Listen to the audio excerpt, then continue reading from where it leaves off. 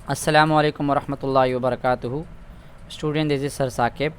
Hopefully कि आप सब ठीक होंगे और आज आपका जो पेपर था बायोलॉजी का बहुत अच्छा गुजरा होगा, क्योंकि हमने जो बायोलॉजी की वीडियो बनाई थी, जो पहली वीडियो आपको नज़र आ रही है, पहली और दूसरी, ये पहली वीडियो तो जो मोस्ट इंपॉर्टेंट क्वेश्चंस थे और वो अल्हम्दुलिल्लाह हमारा पेपर जो टारगेट था वो बहुत बेहतरीन तरीके से उसने अचीव किया है। तो अभी जो वीडियो आप लोगों के लिए बना रहा हूँ, ये मैं आपको केमिस्ट्री के लिए वीडियो बना रहा हूँ कि केमिस्ट्री की जो क्लास 9 है बोर्ड के 2023 के जो पेपर है उसके लिए इंपॉर्टेंट क्वेश्चन बता रहा हूँ। तो अगर आपने मेरे चैनल अभी तक सब्सक्राइब नहीं किया हुआ तो उसको सब्सक्राइब कर देना, बेल आइकन लाजमी प्रेस कर देना, ताकि अभी आप लोग 9 में हो, मैट्रिक के लिए भी कुछ वीडियोस जब आप जाएंगे मैट्रिक के लिए भी मिल जाएंगी, जब हमारी नई क्लासेस स्टार्ट होंगी तो उसमें भी आपको कुछ ना कुछ फ़ायदा मिल जाएगा। इवन आप लोगों को जो हमारी ऑनलाइन क्लासेस होती है उसके लिए भी कुछ ना कुछ अगर आपको चाहिए इंपॉर्टेंस मैट्रिक के लिए, तो तब भी आप लोग मेरे से रब्ता कर सकते हैं। स्टार्ट करते हैं अभी। और जो क्वेश्चन मैं आपको बता रहा हूँ, मैं अभी आपको शॉर्ट भी बता रहा हूँ, लॉन्ग भी बता रहा हूँ और MCQs भी बता रहा हूँ। तो आप लोगों ने सही तरीके से सुनना है, उन क्वेश्चंस को अटैम्प्ट कैसे करना है मैं आप लोग को वो चीज़ भी बता रहा हूँ। तो आप लोगों ने ये वीडियो पूरी देखनी है। और जो स्टूडेंट नहीं देख रहे हैं, फॉर एग्जांपल अगर आप लोगों को लगता है कि इनके पास ये वीडियो नहीं पहुंची होगी, तो प्लीज़ मेक श्योर कि आप उनके वीडियो जो है ना फॉरवर्ड कर दें, या आपके दोस्त हैं, कोई भी ग्रुप वगैरह, स्कूल के मेंबर्स वगैरह, कोचिंग के मेंबर्स, आपके कोई फ्रेंड्स वगैरह है, तो उनको ज़रूर ये वीडियो फॉरवर्ड कर दीजिएगा, ताकि आप लोग का पेपर बहुत अच्छा हो। जब आप कल पेपर अटैम्प्ट करने बैठे तो आप लोगों को खुशी हो जब आप पेपर देखिए कि हाँ सर साकिब ने ये क्वेश्चन बताए थे, we have prepared for it और now we can do the paper. Okay, start करते हैं। तो ये वो क्वेश्चन है जो कि मैंने प्रिपेयर किए हैं, डिटेल क्वेश्चंस। सेक्शन सी पहले बता देता हूँ, फिर आप लोग को सेक्शन बी के मेरे पास भी पड़े हैं, सेक्शन बी भी बता दूंगा। आप वीडियो पूरी देखिएगा और वीडियो ज़रा सही तरीके से देखिएगा क्वेश्चन अटैम्प्ट कैसे करना है, ताकि कल आपको प्रॉब्लम ना हो। सही है, कुछ क्वेश्चन ऐसे होंगे जो मैंने लिखे नहीं होंगे, लेकिन मैं आपको बता दूंगा कि ये वाले क्वेश्चन आपने किस तरह से करने। तो स्टार्ट करते हैं। सबसे पहला question, discuss Rutherford's gold metal foil experiment the light of structure of atom. अब जिन स्टूडेंट ने केमिस्ट्री, जाहिर सी बात आप लोगों ने सबने केमिस्ट्री पढ़ी होगी तभी आप लोग यहाँ पर आए हुए हैं। तो केमिस्ट्री में जो चैप्टर नंबर 1 है वो हमारे लिए इतना इंपॉर्टेंट नहीं होता लॉन्ग के लिए, सही ना, लॉन्ग के हिसाब से, लेकिन शॉर्ट के हिसाब से बहुत ज़्यादा इंपॉर्टेंट है। अभी शॉर्ट ये चैप्टर आपको जो है ना अच्छी खासी जो है ना वेटेज दे सकता है। और ये कितना बेहतरीन तरीके से इस शॉर्ट को आपने मतलब चैप्टर नंबर 1 को प्रिपेयर करना है, इसके MCQs वगैरह आपको बाद में बता दूंगा। चैप्टर नंबर 2 पर आते हैं, जो हमारे पास है एटॉमिक स्ट्रक्चर। और इस पेपर के अंदर आपके पास, अगर आप थोड़ा सा नीचे आएंगे तो यहाँ पर आप लोग के पास स्टार्ट होते हैं एक्सपेरिमेंट, जिसमें आपको discovery of proton, neutron, electron है। और फिर आपके पास आता है इसके बाद ये एटॉमिक नंबर वगैरह, ये रहा theories and experiments related to atomic structure, Rutherford atomic model. वैसे तो आप लोग के पास शायद नोट्स अगर नहीं भी हो तो आप लोगों ने ये रदरफोर्ड पेज नंबर, अगर मैं आपको बताऊँ 39 है, ये 39 पे आप लोग को ये टॉपिक मिल जाएगा। और मैं इसको 2 पेज कर देता हूँ। ओके, हाँ हो गया। तो ये 39 पे ये आप लोग को ये टॉपिक मिल जाएगा। यहाँ पर 2.2 से आप लोगों ने स्टार्ट करना है। तो रदरफोर्ड एटॉमिक मॉडल आप लोगों ने पूरी इसकी इंट्रोडक्शन लिखना है, एयर वगैरह भी, एक्सपेरिमेंट करना है। एक्सपेरिमेंट डायग्राम अक्सर आ जाती है बनाने के लिए, तो अगर डायग्राम आप प्रैक्टिस ज़रूर कर लीजिएगा, सही है ना। अच्छा देखिए, ये जो चीज़ें होती हैं ना इसको ज़रूर पढ़ा करें डू यू नो वगैरह में। मुझे नहीं पता कि आप लोगों को पढ़ाया जाता है नहीं जाता, लेकिन अगर कोई मेरे स्टूडेंट से आदम जी से तो वो प्लीज़ कमेंट में बता दें। मैं तो ये सारी चीज़ें पढ़ाता हूँ क्योंकि इस पर MCQs बहुत अच्छी तरीके से निकल जाते हैं। फॉर एग्जाम्पल अब रेडियो एक्टिव एलिमेंट्स क्या होते हैं तो वो यहाँ पर लिखे हुए हैं और उनके एग्जाम्पल भी दिए हुए हैं। तो अगर आपके पास MCQs आता है तो you can just quickly do it. आपको बस मतलब आप सोचेंगे भी नहीं और आपको लग जाएगा कि हाँ भाई ये चीज़ मैंने कर ली। देखिए जिंक सल्फेट है ना, ये भी MCQs में आ सकता है। अल्फा पार्टिकल पास किया तो ये भी आ सकते हैं। पोलोनियम मेटल इस्तेमाल किया था ये भी आ सकते हैं। इस तरह के MCQs बहुत ज़्यादा ज़रूरी है कि आप जो भी क्वेश्चन करें ना तो उसके जो MCQs होंगे अपने जहन में रखना है इनको। अच्छा, फिर इस सवाल में आपने ये ऑब्जर्वेशन आ गई, ये कंक्लूजन आ गई, सही है ना, और ये उसके पोस्टुलेट्स भी आ गए, ये कुछ डिफेक्ट्स भी है। तो आपने पूरा क्वेश्चन प्रिपेयर करना है। अब आप कहेंगे सर इतना ज़्यादा क्यों, तो देखिए पेपर में कुछ भी आ जाए, पेपर में आपके पास ऑब्जर्वेशन पूछी जाएँ या फिर आप लोगों से सिर्फ जो है ना कंक्लूजन और पोस्टुलेट पूछी जाएँ। हो सकता है शॉर्ट के अंदर आ जाए कि डिफेक्ट्स बता दो रदरफोर्ड की, एक शॉर्ट निकल कर आ जाएँ, या शॉर्ट में पूछी जाए कि ऑब्जर्वेशन क्या है। तो इस तरह से तो शॉर्ट कोई भी आ जाए, लेकिन आप लोगों ने ये पूरे 4 टॉपिक जो आपके पास यहाँ पर मौजूद है, यहाँ पर आपने ऑब्जर्वेशन, कंक्लूजन, साथ ही में आप लोगों ने इसकी पोस्टुलेट्स और इसके डिफेक्ट्स, बहुत आसान पोस्टुलेट्स है, ये सब आप लोगों ने पढ़ा होगा, बहुत आसान है, सही है। डायग्राम अगर आ जाए तो आप कोशिश करें कि आप ये वाले डायग्राम लेना बना सके। अल्फ़ा पार्टिकल यहाँ से उन्होंने बम्बार्ड किए थे, ये खैर मैं तो जिस तरह पढ़ाता हूँ वो मतलब दोनों को मिलाकर जो है ये वाली डायग्राम और ये वाली मिलाकर उनको बना के दिखाता हूँ, ताकि पहले पोलोनियम यहाँ पर बना लेते हैं हम, पोलोनियम, और वहाँ से अल्फ़ा पार्टिकल जाते हैं, कुछ सीधे चले जाते हैं, कुछ रिफ्लेक्ट हो जाते हैं, कुछ डिफ्लेक्ट हो जाते हैं। तो ये हो गया हमारा पहला क्वेश्चन, क्वेश्चन नंबर 1। आते हैं क्वेश्चन नंबर 2 के ऊपर, हाउ आर कैथोड। अच्छा, question number 1 we have done question number 1, okay, तो मैं इसको बोल्ड कर देता हूँ। Now question number 2 is how are cathode rays produce, what are their major characteristics. और मैंने आगे लिख भी दिया है कि आपको डिस्कवरी ऑफ इलेक्ट्रॉन है आप लोगों के लिए, सही है ना। वैसे तो कैथोड रेज, मैं आपको यहाँ पे एक चीज़ बताता हूँ कि ये तीनों रेज जो आपके पास यहाँ पर मौजूद है, पॉजिटिव रेज और ये कैथोड रेज या कैनाल रेज जिसको हम पॉजिटिव रेज को भी कहते हैं, और ये आपके पास कैथोड रेज जिसको हम इलेक्ट्रॉन भी कहते हैं, ये दोनों। ऐसे डिस्कवरी ऑफ न्यूट्रॉन जो है ना वो इतना इंपॉर्टेंट नहीं है, लेकिन उसके ये शॉर्ट के अंदर आ सकता है। ये जो क्वेश्चन है ना डिस्कवरी ऑफ न्यूट्रॉन यहाँ से यहाँ तक, ये शॉर्ट में आ सकता है, सही है। ये आप शॉर्ट के लिए प्रिपेयर कर लीजिएगा। ये इसके प्रॉपर्टीज़ भी है। अक्सर एक MCQs आता है बहुत ज़्यादा कि ये आपके पास लिखा होता है कि इसमें से कौन सा पार्टिकल सबसे ज़्यादा पेनिट्रेटिंग है, तो वो न्यूट्रॉन आएगा, सही है ना। MCQs मैंने आदम जी वाले को करवाया होगा, उनको याद होगा बहुत ज़्यादा, तो उसमें ये आ जाएगा, न्यूट्रॉन आ जाएगा, सही है। अच्छा, यहाँ पर आ जाएँ, साइंटिस्ट के नाम आप MCQs के लिए याद कर सकते हैं, जैसे कि J.J. Thomson and William crooks जो है ना, ये अपने इलेक्ट्रॉन इन्होंने डिस्कवर किया था। और कौन से एक्सपेरिमेंट के ज़रिए किया था, तो वो डिस्चार्ज ट्यूब एक्सपेरिमेंट जो कहलाता है, उसके ज़रिए इन्होंने ये क्या नाम है अपना, इलेक्ट्रॉन को जो है ना डिस्कवर किया था, ये डिस्चार्ज ट्यूब एक्सपेरिमेंट, सही है। इसी तरह जो आपके पास डिस्कवरी ऑफ प्रोटॉन है वो करवाया था गोल्डस्टेन ने, और इन्होंने भी जो है डिस्चार्ज ट्यूब एक्सपेरिमेंट के ज़रिए ही करवाया था। और न्यूट्रॉन के किसने किया था, चैडविक ने करवाया था, सही ना, डिस्कवर। तो ये आपके पास कुछ डिस्कवरीज वगैरह हो गए। अब आते हैं कैथोड रेज के ऊपर। तो देखें, अगर आप यहाँ से स्टार्ट करेंगे डिस्कवरी ऑफ इलेक्ट्रॉन, यहाँ से आप स्टार्ट करेंगे, देन आपको ये पूरा जाहिर सी बात एपरेटस के बारे में बताना है। और ये फिर आपके पास जब कुछ रेज इलेक्ट्रॉन जो है ना वो आपके पास डिफ्लेक्ट कैसी हुई, बेसिकली आपने ये पूरा पढ़ा होगा विद दिस डायग्राम, ये डायग्राम भी ज़रूरी है। And these are the properties, ये आपके पास प्रॉपर्टीज़ हैं। तो ये एक लॉन्ग आपके लिए हो गया। ये जो मैंने दिया हुआ है वो है डिस्कवरी ऑफ इलेक्ट्रॉन, ये ज़्यादा इंपॉर्टेंट है, सही है ना। लेकिन अगर आप लोग के पास टाइम बचता है, जैसे आपके पास कल का दिन भी है अभी, तो अगर आप अभी से स्टार्ट करेंगे तो कल का दिन भी आप लोग के पास बच ही जाएगा। तो आप डिस्कवरी ऑफ इलेक्ट्रॉन भी ज़रूर पढ़ के जाइएगा। अच्छा, इसके जो प्रॉपर्टीज़ है ना ये बिल्कुल अपोजिट है इस वाले के। अगर आपने इलेक्ट्रॉन्स की प्रॉपर्टीज़ याद कर ली, आपको पता है कि इलेक्ट्रॉन के ऊपर नेगेटिव चार्ज होता है, प्रोटॉन के ऊपर पॉजिटिव चार्ज होता है।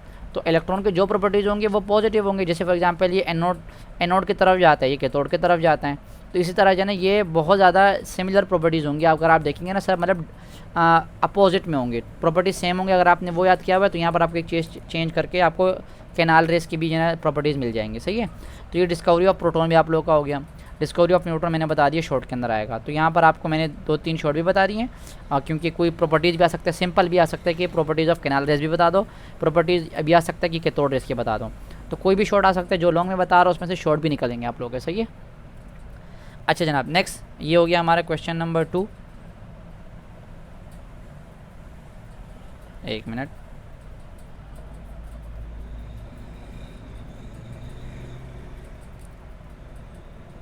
एक मिनट,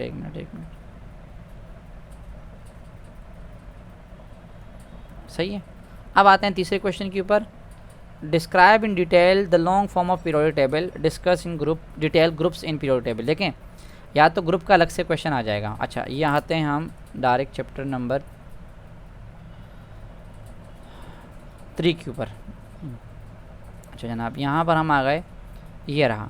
अब long form of periodic table के अंदर आप लोगों से पूछा जा सकता है। अच्छा, यहाँ पर मैं आपको स्टार्ट से बता देता हूँ कि यहाँ पर आपने स्टार्ट में स्टेटमेंट्स याद करनी है। देखिए, सवाल आ सकता है कि आपने डोबरनियर के स्टेटमेंट बता दें शॉर्ट में। तो ये स्टेटमेंट 3-4 है यहाँ पर।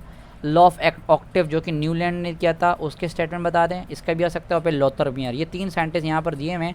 इन तीनों के स्टेटमेंट ज़रूर याद कर लीजिएगा। और इन तीनों के लॉज, जैसे इसका कहलाता है क्लासिफिकेशन ऑफ ट्राइड, इसका कहलाता है लॉ ऑफ ऑक्टेव, तो इस तरह आप ज़रूर इसको याद कर लीजिएगा, सही है ना। अच्छा, फिर पीरियोडिक टेबल है जिसमें पीरियोडिक लॉ जो है ना, जब पहले प्रोड्यूस किया था वो मेंडलीफ ने किया था।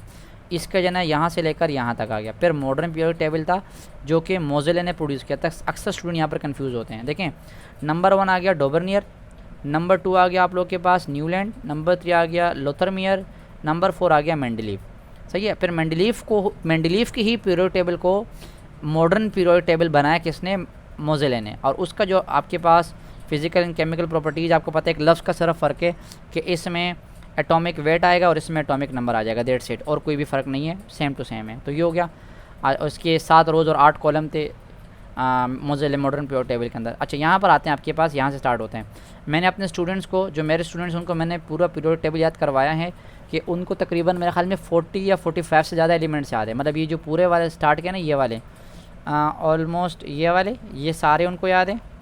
जो स्टूडेंट्स मेरे हैं प्लीज़ कमेंट कर दें। और ये वाले भी उनको याद है, ये सारे मैंने याद करवाए हैं इनको। Group 1A, group 2A, group 3A, 4A, 5A, 6A, 7A, 8A, और बहुत आसान तरीके से याद करवाए हैं। आप लोग भी याद कर लें बहुत आसान तरीके से, ताकि आप लोग के लिए आसानी हो जाए।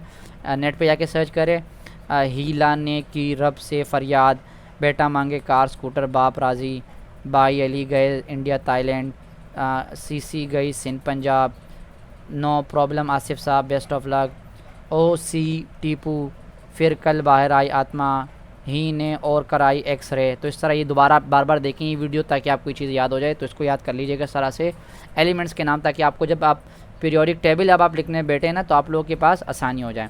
अच्छा देखें, अब आपके पास यहाँ से स्टार्ट हो गया, ये फर्स्ट पीरियड है, ये फर्स्ट पीरियड, ये फिर फर्स्ट पीरियड आ गया जिसको शॉर्टेस्ट कहते हैं, एमसीक्यूज में आ जाता है। सेकंड एंड थर्ड जिसको शॉर्ट, फिर ये फोर्थ एंड फिफ्थ जिसको लॉन्ग, सिक्स पीरियड जिसको लॉन्गेस्ट, सेवन पीरियड जिसको इनकम्प्लीट कहा जाता है। और फिर इसी तरीके से ये ग्रुप्स आ गए। ग्रुप्स में क्या है, देखें यहाँ से स्टार्ट होगा ना तो आप लोग अल्कली मेटल्स, अगर आपने ये नाम याद कर लिए जो मैंने अभी बताया, तो आप ये सारे के सारे नाम आराम से लिख सकते हैं, सही है। और फिर ये ग्रुप 2 है, इसकी वैलेंसी 1 है, इसकी वैलेंसी 2 है, ये नाम आ गया इसके, इसके वैलेंसी 3 है, इसमें ये नाम आ गया, इसके वैलेंसी 4 है, इसके ये नाम आ गए, ये 5 है, इसके ये नाम है, इसकी वैलेंसी 5 है, इसके 6 वैलेंसी है, इसके ये नाम आ गए, ये 7 है, इसकी 7 वैलेंसी ये आ गए। फिर ये इनर्ट गैसेस कहलाते हैं जिसको हम 8A ग्रुप कहते हैं। और ये आपके पास 1B जिसको हम ट्रांजिशन एलिमेंट्स, ये रिप्रेजेंटेटिव एलिमेंट्स खिलाते हैं जिसको हम A से रिप्रेजेंट करते हैं, 1A से 8B, 1A से 8A, और फिर 1B से 8B इसको हम ट्रांजिशन एलिमेंट्स कहते हैं जिसकी कुछ करेक्टरिस्टिक्स ही आ गई, सही है। तो ये आपको याद होगा पूरा का पूरा, तो आप लोगों के लिए बहुत ज़्यादा आसानी हो जाएगी। अच्छा ये चीज़ भी याद कर लीजिएगा, ये MCQs के लिए बहुत इंपॉर्टेंट है, यहाँ से लेकर यहाँ तक। MCQs में आ सकता है कि इलेक्ट्रॉनिक कॉन्फ़िगरेशन जिसे आप लोगों ने पढ़ी होगी, इलेक्ट्रॉनिक कॉन्फ़िगरेशन अब आपका जाएगा S ब्लॉक की क्या है, तो आप लोग आराम से लिख सकते हैं कि NS1 NS2 ये रहा S ब्लॉक की। फिर P ब्लॉक की कौन सी है, तो वो NP1 से लेकर NP6 तक। फिर D ब्लॉक की कौन सी है, तो वो ये रहा N-1 D ऑर्बिटल, ये वाले जो है। फिर आपके पास F ब्लॉक की कौन सी है, तो वो ये रहा NS2 N2 D1 से लेकर D-2 F114 तक, सही है ना। तो ये आपके पास पूरी की पूरी जो आपके पास इलेक्ट्रॉनिक कॉन्फ़िगरेशन है वैलेंस शेल की, ज़रूर याद कर लीजिएगा, सही है। तो यहाँ पर ये हो गया हमारे पास। नेक्स्ट क्वेश्चन ये होता हमारे पास क्वेश्चन नंबर 3, पूरा का पूरा हो गया दोनों। देन हमारे पास है define ionic bond and discuss the formation of sodium chloride, ये एक सवाल है। और इसी के साथ मैंने दिया हुआ है और करके कोऑर्डिनेट कोवेलेंट बॉन्ड। चलते हैं इसके ऊपर, देखें चैप्टर नंबर आप लोग आओगे नेक्स्ट के, चैप्टर नंबर 4 केमिकल बॉन्डिंग, जिसके अंदर कोवेलेंट बॉन्ड है, आयोनिक बॉन्ड है और कोऑर्डिनेट कोवेलेंट बॉन्ड है, सही है ना। अब कोवेलेंट आयोनिक जो बॉन्ड है ये लॉन्ग में आ सकता है या कोऑर्डिनेट कोवेलेंट बॉन्ड आ सकते हैं। अब इसका मतलब ये बिल्कुल नहीं है कि आपके पास जो कोवेलेंट बॉन्ड है वो लॉन्ग में नहीं आएगा। कोवेलेंट बॉन्ड के अंदर भी 3-4 हेडिंग मिल के आपके पास आ सकती है, लेकिन ज़्यादा इंपॉर्टेंट जो आपके पास है वो मैंने दिया हुआ है यहाँ पर कि आपके पास आ जाएगा। फॉर एग्जांपल केमिकल बॉन्डिंग क्या है, तो आपका कोई केमिकल बॉन्डिंग हम इसको कहते हैं जिसके अंदर दो केमिकल आपस में मिलकर नया मतलब बॉन्ड बनाते हैं और नया एलिमेंट बनाते हैं। Then we have ionic bond, ionic bond यहाँ से स्टार्ट होगा। ये आपने आयोनिक बॉन्ड के सिर्फ डेफिनेशन लिख देना, कोई लंबा करने की ज़रूरत नहीं है, आप सिर्फ डेफिनेशन लिख देना, डेट्स इट, सही है। फिर आप एग्जाम्पल लिखेंगे, अक्सर 2 एग्जाम्पल पूछी जाती है, अक्सर एक एग्जाम्पल पूछी जाती है, लेकिन कभी कभी 2 भी पूछी जा सकती है, सही है ना। तो पहले जो एग्जाम्पल है वो NaCl की है, जो कि यहाँ से लेकर यहाँ तक स्टार्ट होती है। पूरा लिखने की बिल्कुल भी ज़रूरत नहीं है, अपनी वर्डिंग में लिख दीजिएगा और बहुत आसान करके, जितना आसान से कर सकते हैं। और ये ज़रूर बनाइएगा ये डायग्राम, सही है, ये वाली। देन आपके पास सेकेंड एग्जाम्पल है जो कि मैग्नीशियम ऑक्साइड की है, यहाँ से लेकर यहाँ तक, ये एक मतलब हाँ यहाँ से लेकर the reaction between magnesium and oxygen, जिसको हम मैग्नीशियम ऑक्साइड कहते हैं, यहाँ तक, सही है। ये आपके पास आ जाएगा। तो ये एग्जाम्पल नंबर 2 हो गया। अच्छा कोवेलेंट बॉन्ड आप जरूर पढ़ लीजिएगा, शॉर्ट में आ सकता है, मैंने बताया जैसे अगर लॉन्ग के अंदर नहीं भी आएगा तो शॉर्ट के अंदर कोवेलेंट बॉन्ड का कोई ना कोई क्वेश्चन आ जाएगा। डेफिनेशन पढ़ लीजिएगा जिसको म्यूचुअल शेयरिंग ऑफ इलेक्ट्रॉन कहते हैं। टाइप इसके 3 है, जिसमें सिंगल इलेक्ट्रॉन शेयर हो, जिसमें डबल शेयर हो, जिसमें ट्रिपल शेयर हो, सही है। एग्जाम्पल इसको पढ़ लेना, ये देखें फॉर्मेशन ऑफ क्लोरीन मॉलिक्यूल वगैरह जो भी है, इसमें सिमिलर और फिर डिसिमिलर का भी होता है। ये कोवेलेंट, ये डाई नाइट्रोजन जिसको हम ट्रिपल कोवेलेंट बॉन्ड भी कहते हैं, सही है। देन हमारे पास इसके अंदर मजीद होते हैं polar and non polar covalent bond. Polar को नॉन पोलर जिसके अंदर कोई पोल्स नहीं बनते, पोलर कोवेलेंट बॉन्ड जिसके अंदर पोल्स बनते हैं ड्यू टू इलेक्ट्रोनेगेटिविटी डिफरेंस होने की वजह से जिसके अंदर पोल्स बनते हैं। तो ये पूरा एक और सवाल आ गया। अब ये लॉन्ग के अंदर भी पूछा जा सकता है, या लॉन्ग के अंदर नहीं भी पूछे जाए तो शॉर्ट के लिए आप ज़रूर याद कर लीजिएगा, सही है। अच्छा कभी कभी एक MCQs आता है कि HCl जाना ये कौन सा बॉन्ड है, मतलब ये आयोनिक बॉन्ड है या पोलर कोवेलेंट बॉन्ड है, तो अक्सर स्टूडेंट कंफ्यूज होते हैं। याद रखना ये पोलर कोवेलेंट बॉन्ड है, सही है ना। ये आयोनिक बॉन्ड नहीं बनाता है क्योंकि इसके अंदर आयोनिक जो इलेक्ट्रोनेगेटिविटी है ना वो डिफरेंस थोड़ा कम होता है।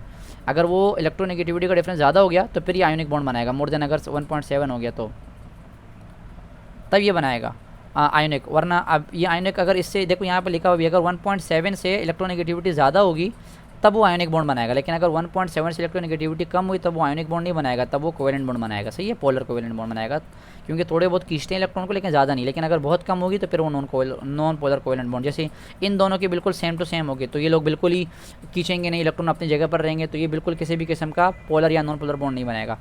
फिर आ गया हमारे पास लास्ट जो कि इंपॉर्टेंट है, कोऑर्डिनेट कोवेलेंट बॉन्ड, जिसमें से कोई दो इलेक्ट्रॉन, दो एटम जो है ना वो बॉन्ड बनाते हैं, लेकिन जो इलेक्ट्रॉन शेयर होते हैं वो किसी एक की तरफ से होते हैं। सही है। फिर ये मतलब डोनर एक्सेप्टर का कॉन्सेप्ट आप लोगों ने ज़रूर पढ़ा होगा। ये रिएक्शन है अमोनियम और हाइड्रोजन क्लोराइड का, या फिर वाटर और H+ आयन का, जिसके अंदर हाइड्रोनियम आयन बनता है। सही है, यहाँ तक आ गया। अच्छा, मेटेलिक बॉन्ड ये ज़रूर याद कर लीजिएगा, जो हमारे पास ये भी शॉर्ट के लिए, ये शॉर्ट के लिए है। सही है, यहाँ तक ये लॉन्ग के लिए हो गया coordinate covalent bond, date set. ये दो एग्जाम्पल है। ये मेटेलिक बॉन्ड शॉर्ट के लिए याद कर लीजिएगा, ये इसकी कुछ प्रॉपर्टीज़ वगैरह भी है तो ये ज़रूर याद कर लीजिएगा। ये इसकी है कि जब मेटल आयन और डीलोकलाइज या मोबाइल इलेक्ट्रॉन जो होते हैं उसके दरमियान जो आपके पास जो बॉन्ड होता है उसका मेटेलिक बॉन्ड कहते हैं। अच्छा जनाब, आगे चलते हैं। ये हमारे पास क्वेश्चन नंबर 4 जो है ना ये भी हो गया दोनों। देन हमारे पास है define and explain Charles law और बॉयज़ लॉ। अब ये हमारे पास चैप्टर नंबर 5 के अंदर जो आप लोगों ने पढ़ा होगा, चैप्टर नंबर 5 ये जिस फिजिकल स्टेट्स ऑफ मैटर, जिसमें जो प्रॉपर्टीज़ ऑफ गैस के बेसिकली जो प्रॉपर्टीज़ है उसी के अंदर आता है। ये रहा बॉयल्स लॉ, जिसमें आप सबसे पहले लिखेंगे इसका volume of a given gas is inverse two the it's pressure at constant temperature. ये आप पूरा का पूरा इसका मैथमेटिकल एक्सप्रेशन कर लेंगे एंड दैट्स इट। आप एग्जाम्पल से ना इसको एक्सप्लेन कर देंगे। देन आपके पास ये देखिए ये MCQs के लिए बहुत सॉरी उस न्यूमेरिकल के लिए बहुत इंपॉर्टेंट है। सही है ना ये वाले। देन आपके पास चार्ल्स लॉ है, इसमें आप ये वाले लिखेंगे V direct proportional to T at constant pressure, और फिर आप इसको अपनी वर्डिंग के अंदर एक्सप्लेन कर देंगे। यहाँ से लेकर जब हम पहला जब मतलब कंटेनर V1 ले लेंगे उसका टेम्परेचर T1 होगा, फिर हम उसका V2 करेंगे तो टेम्परेचर T2 हो जाएगा। सही है, और ये इसके न्यूमेरिकल क्लियर है। ये हो गया आपके पास एक और क्वेश्चन। देन हम आते हैं, ये है discuss the property of evaporation in liquid. अब चाहे देखिए यहाँ पर मैंने सिर्फ एवापोरेशन ऑफ लिक्विड लिखा हुआ है, एवापोरेशन इन लिक्विड लिखा हुआ है और उसके फैक्टर्स लिखे हुए हैं। लेकिन अगर आप नीचे आएंगे ना तो यहाँ पर आपको हर एक के मिल जाएंगे। जैसे यहाँ से स्टार्ट करेंगे हम लिक्विड स्टेट के, तो यहाँ पर एवापोरेशन ये सबसे पहले है, तो ये तो थोड़ा सा लॉन्ग के लिए इंपॉर्टेंट है जितना मुझे लगता है। सही है ना। तो यहाँ से लेकर यहाँ तक इसको अपने अल्फाज में डिस्क्राइब कर दीजिएगा। और आपके पास 3 है, surface area, temperature and intermolecular forces. ये आप लोग क्या करेंगे, फैक्टर्स को मतलब इसको डिफाइन कर देंगे, डिस्क्राइब कर देंगे। अच्छा, वेपर प्रेशर है, अब ये शॉर्ट के अंदर आ सकता है। यहाँ इसके अंदर भी ये 3 है, nature of liquid, size of molecule, temperature, ये अलग से हो सकता है, लॉन्ग के लिए भी आ जाए। देन हमारे पास बॉइलिंग पॉइंट है, atmospheric pressure, nature of liquid, intermolecular force. अपनी वर्डिंग एक मरतबा समझ लीजिएगा, बहुत आसान लफ्ज़ में बता रहा हूँ, फिर आप इसको अपनी वर्डिंग में लिख सकते हैं। ये शॉर्ट के लिए, फ्रीजिंग पॉइंट, डिफ्यूजन शॉर्ट के लिए। सही है। ये जो शुरू के 3 है ये लॉन्ग के लिए, evaporation, vapour pressure and boiling point. लेकिन ज़्यादा इंपॉर्टेंट जो है ना वो एवापोरेशन है, तो जो स्टूडेंट सब एक याद करना चाहे वो एटलीस्ट एवापोरेशन याद करके जाएँ, फिर आप उसी को जो है थोड़ा बहुत चेंज करके बाकी सब में भी कर सकते हैं। डेफिनेशन याद कर लीजिएगा बॉइलिंग और वेपर प्रेशर की, और इसी की जो वो है ना ये सरफेस एरिया, टेम्परेचर और इंटरमोलिकुलर फोर्सेज, इसी को थोड़ा बहुत आगे पीछे करके आप वेपर प्रेशर और बॉइलिंग पॉइंट के अंदर भी फिट कर सकते हैं। देन मोबिलिटी, ये भी शॉर्ट के अंदर। सही है। डेंसिटी, ये भी शॉर्ट के अंदर। जनाब आगे बढ़ते हैं। देन हमारे पास अच्छा यहाँ पर 1-2 शॉर्ट और बता दूँ आप लोगों को। सॉलिड के अंदर अगर हम आएँ, ये वाला एमोर्फस और क्रिस्टलाइन सॉलिड, इनके दरमियान ये शॉर्ट है, ये डिफरेंस याद कर लीजिएगा। और एलोट्रॉपी फॉर्म क्या होती है, एलोट्रॉपिक फॉर्म क्या होता है, और इसी में कौन कौन से, ये ग्रेफाइट, ग्रेफीन और फ्लोरेंस, ये भी याद कर लीजिएगा। सही है। फिर प्लाज्मा स्टेट, इसके ऊपर मैंने शॉर्ट नोट अक्सर दिया होता है स्टूडेंट को, शॉर्ट नोट आप याद कर लीजिएगा, ये शॉर्ट में अंदर आ सकता है। सही है ना, इनमें से कोई भी 3 आ सकते हैं, तो ये ज़रूर याद कर, ये भी याद कर लीजिएगा। अच्छा, देन हमारे पास है okay, then we have what is electroplating, how steel object can be electroplated with tin, zinc and silver. तो इलेक्ट्रोप्लेटिंग की तरफ चलते हैं, जो कि हमारे पास लास्ट चैप्टर में आता है, सेकेंड लास्ट में सॉरी, यहाँ पर इलेक्ट्रोकेमिस्ट्री में इलेक्ट्रोप्लेटिंग की तरफ चलते हैं। नीचे जाएँ। देन ये आपको यहाँ पर मिलेगा, यहाँ पर एक और शॉर्ट सवाल मुझे मिला, एलॉय फॉर्मेशन, तो इसको भी ज़रा कर लीजिएगा। ये रहा एलॉय फॉर्मेशन, यहाँ से ये पूरा यहाँ तक। सही है। 2 लोग ऊपर गुजरे हैं इस चैप्टर के अंदर, अच्छा खासी ही रहा इलेक्ट्रोप्लेटिंग। सही है। ये रहा इलेक्ट्रोप्लेटिंग ऑन स्टील, ये रहा, तो किस तरह की जाती है, टिन प्लेटिंग ये रहा। देन आपके पास zinc plating and then silver, ये क्रोमियम वगैरह भी है, लेकिन मेरे ख्याल में मैंने सिर्फ कितने पूछे हैं, टिन, जिंक एंड सिल्वर। तो ये रहा टिन, ये रहा जिंक और ये रहा सिल्वर, तो यहाँ तक। सही है। ये 3 हो गए। ये हो गया एक लॉन्ग। अच्छा, इलेक्ट्रोप्लेटिंग की डेफिनेशन याद कर लीजिएगा, ऊपर से आपको मिल जाएगी, सही है। Then we have what is electrochemical cell, also explain structure and working of any one cell, dry cell और लेट स्टोरेज बैटरी। इसी के ऊपर थोड़ा ऊपर जाएँ, थोड़ा सा ऊपर जाएंगे ना। अच्छा, इलेक्ट्रोप्लेटिंग की डेफिनेशन आप लोगों को बता ही देता हूँ अगर मुझे मिली, अगर जल्दी से अभी, क्योंकि मैं टाइम ज़्यादा नहीं वेस्ट करना चाह रहा। वीडियो में खाली ऑलरेडी बहुत ज़्यादा हो चुकी है। नहीं, यहाँ पर नहीं है, ऊपर ही मिल जाएगी आप लोगों को। अच्छा जनाब, कहाँ गया, यहाँ पर हम चलते हैं। हाँ, ये रहा।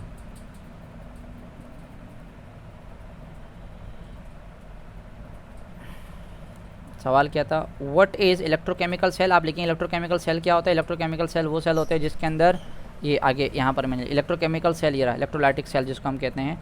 ये सेल वो सेल होते हैं जिसके अंदर एनोड लगा होता है, कैथोड लगा होता है, इलेक्ट्रोकेमिकल प्रोसेस और होता है, ये इलेक्ट्रोकेमिकल सेल, सही है। यहाँ से यहाँ तक ये आप कर लीजिएगा। फिर नेक्स्ट सवाल इसमें क्या है कि working and structure of any one cell, dry cell और ये रहा। तो जब आप नीचे आएंगे यहाँ पर आपको मिल जाएगा, ये रहा ड्राई सेल, या तो ड्राई सेल, या इसको हम ली क्लैंशी सेल भी कहते हैं, याद रखना MCQs के लिए, या फिर लेट स्टोरेज बैटरी, ये।